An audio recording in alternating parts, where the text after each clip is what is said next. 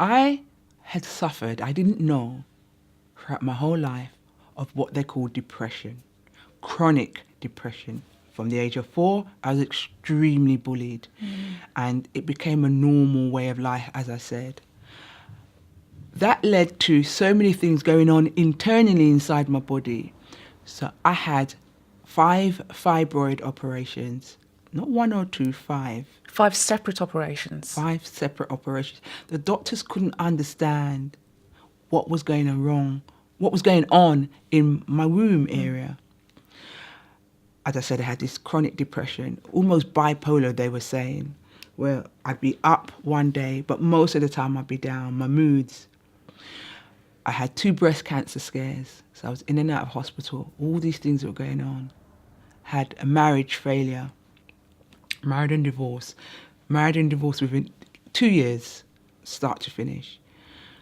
Very wobbly, very nervous disposition, always having a pain in my back and my hip, but not thinking anything of it because I'm a fitness coach as well. So I'd be going to the gym 20 times a week, not realizing that was my drugs, that was my alcohol, that was my escapism to deal with all this pain that I've been carrying since the age of 4.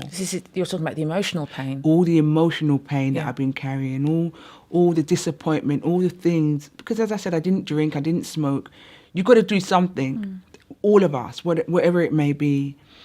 My hair wouldn't grow. I went through all of those issues. I didn't want to wear any extensions or a wig because it irritated my skin. My skin was really sensitive. I'd start getting scalp problems.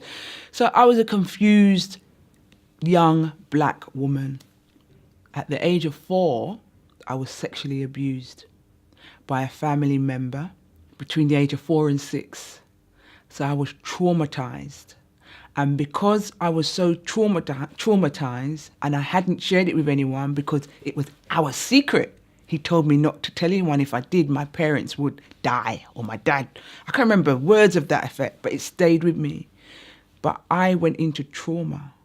And because I'd gone into trauma, my survival mechanism was to allow other people to have their own way with me, to treat me accordingly, to treat me poorly as a victim, so that I fell into that self-fulfilling prophecy. So if you look back at the rest of my life, and I said to you, I allowed people to bully me, it was the only thing that I knew what to do to get attention because of the damage that this man had done.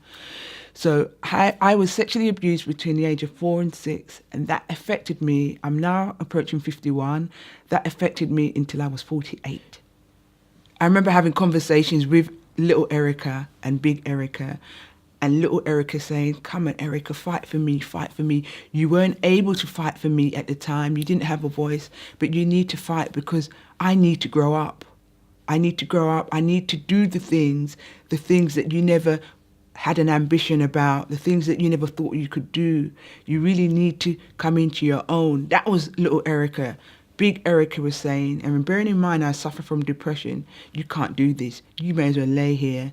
You may as well just give up and die. There's nothing to live for. Little Eryca said, come on, Eryca, fight for me, fight for me. And that was a conflict that I had going on. And until one day, little Eryca started crying, and she said to Big Eryca, you can't cope. You can't cope without me. So let me lead the way. Let me be the champion. Just lay back and let me take charge. And so Big Eryca did. So little Eryca now is the woman that you see here today. I have always told my story about my accident, my hair loss, the successes, but I never ever shared until 1st of June in Nigeria last year on air about being sexually abused. And that wasn't me, that was God. Because I got asked a question, and I usually know how to dodge questions. And God said to me, just speak the truth.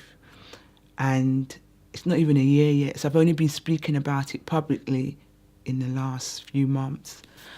And I tell it as it is. And so that's the woman that you see here today. Wow. Gosh. Mm-hmm. So, this woman who got knocked down tried to get up, got knocked down again, tried to get up, and you've had that constant up and down in your life on many different levels, spiritual, emotional, physical. Today, are you having the same battles, conversations with God? Is there a tug and pull going on with you and him? You know, Charmaine, hand on my heart, Bible in my hand. This is the happiest I've ever been in my life. Other than probably the day I probably came out of my mother's room, because we all screamed for joy. Or something. Or something, yeah. I'm so at peace. I'm so at ease. I'm so comfortable in my skin, my hair loss, my scars, my back injury, I forgot to tell you, I also had a hip replacement a year ago where my back... You're like bionic woman, aren't you? Where my back collapsed, my hip couldn't cope, so I had to have a hip replacement. Right. Yes, I had to do that. So with my fake hip, my nervous disposition, nervous breakdown, the whole lot, this is the happiest I've ever been. So I know that there is a God, absolutely. I am work in progress, definitely. I can't say to you I am completely over it, because I'm not. Every day is a new day. And I'm in this new space only for the last 2.5 years. But I know that I have so much to give. I have so much to share. I have no issues with nobody. I can go anywhere in the world and I can only but be my father's daughter. I'm more confident than I've ever been in my life. You know, I look at young girls now, even my own daughter, and I say, don't let anything hold you back. And these are words that we say anyway, but unless you've been on that walk and on that journey, There's a different meaning. You really can't be, it can't be said with conviction unless you feel it and know they say who feels it knows it. Tune in to the Profile Interview in association with Christianity Magazine every Saturday at 4 p.m, only on Premier Christian Radio, where faith comes to life.